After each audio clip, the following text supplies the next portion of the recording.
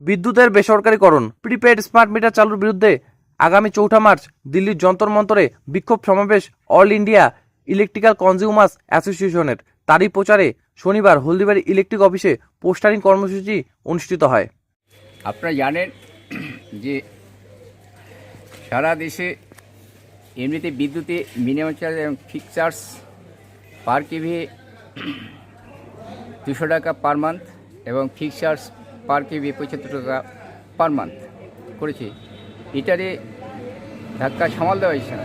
তার মধ্যে আবার বিদ্যুৎ কোম্পানি, বন্টন কোম্পানি নতুন করে গ্রাহকদের স্বার্থ চরিতার্থ করার জন্য বা গ্রাহকদের শোষণ করার জন্য নতুন করে স্মার্ট মিটার নিয়ে আসছে।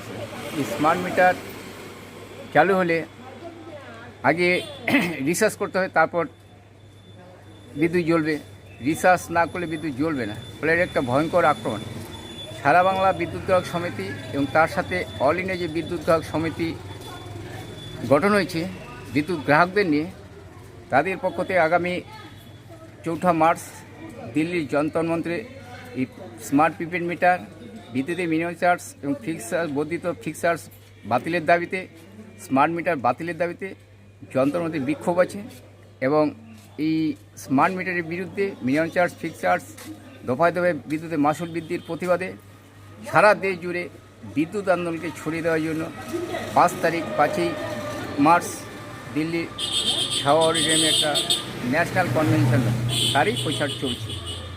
আমার নাম যোগেশচন্দ্র রায়, আমি মেকলিগঞ্জ অ্যাবেকার সম্পাদকের পদে আছি, সেক্রেটারি।